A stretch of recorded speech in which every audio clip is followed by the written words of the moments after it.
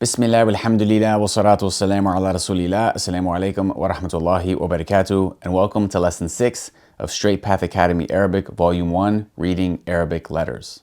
In lesson 1, we learned 3 different symbols that are written above or beneath a letter to represent vowel sounds. And these symbols are called harakat. There's the fatha, which sounds like a, the kesra, which sounds like e, and the dhamma, which sounds like u. So in the Arabic language, these symbols are used to represent the vowel sounds of a, e, u. But sometimes a letter does not have a haraka. It doesn't have a vowel sound that follows it. So there's a symbol that is written above a letter to indicate that the letter does not have a haraka. And this symbol is called a sukun. As we can see, a sukun is simply a circle that's written above a letter. And this means that there is no haraka, there's no vowel sound for the letter. So in order to give a practical example of how the sukun is used and why it's so important, let's take a look at the Arabic word masjid. So masjid is an Arabic word that means mosque. The letter M is followed by a vowel, A. The J is also followed by a vowel, I. As we previously learned, the fatha represents the A sound. So let's imagine that the letter M has a fatha. We also learned that the kesra represents the I sound. So let's imagine the letter J has a kesra. So the M sounds like ma.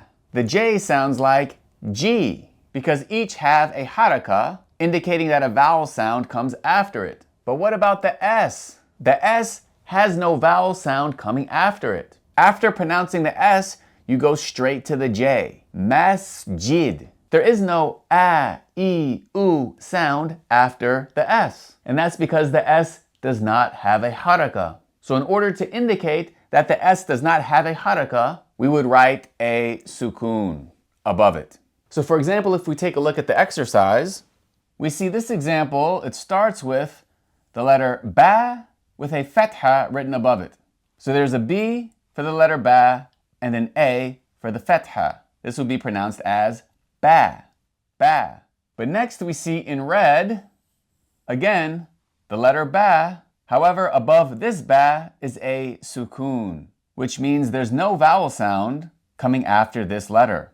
So we write a B for the letter ba, but we don't write anything for the sukun. Because again, the sukun means that there is no vowel sound coming after the ba.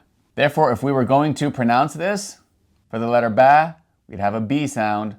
For the fatha, we'd have an A sound. For the next ba, we'd have a B sound.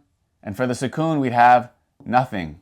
Therefore, we would pronounce this as bab, bab.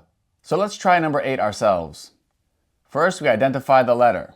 The U shape with the dot underneath is the letter ba, so we're going to write a B for the letter ba. Next, we identify the haraka. This loop shape above a letter is the dhamma, so we're going to write a U for the dhamma, and then we will proceed to the next letter. Here we see that W shape with 3 dots above it, which means this is the letter sheen.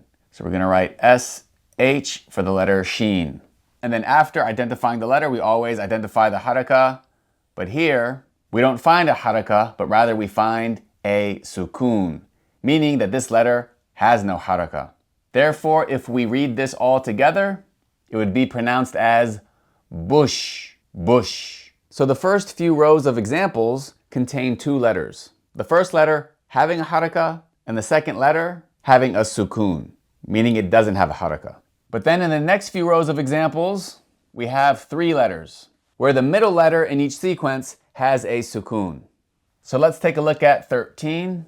The first letter is ha, which is a sharp H, and it has a fatha, represented by the letter A, ha. The second letter is the letter ba, so we write a B for the ba. However, above the ba we see a sukun, meaning the letter ba does not have a haraka. It does not have a vowel sound coming after it. So we're just going to leave the B there with no vowel after it. And then we will move immediately to the next letter, which is the letter ta. So we write a T for the letter ta, and the haraka above the ta is dhamma, And because it has that extra squiggle at the end, we know that this is tanween dhamma. So we write a U for the dhamma, and we write an N for the tanween. So if we read this all together, it would be habtun, habtun, habtun. Let's try one more example ourselves. First, we identify the letter. This W shape is the letter Sin. So we write an S for the Sin. Above the Sin, we see a loop shape, which is the Dhamma. So we write a U for the Dhamma. Next, we see this shape here with two dots above. That is the letter Ta. So we write a T for the letter Ta. Above the Ta, we find a sukun, meaning this Ta does not have a haraka. So we're not going to write anything after the T. So then we identify the next letter, which is a wave shape with a dot beneath.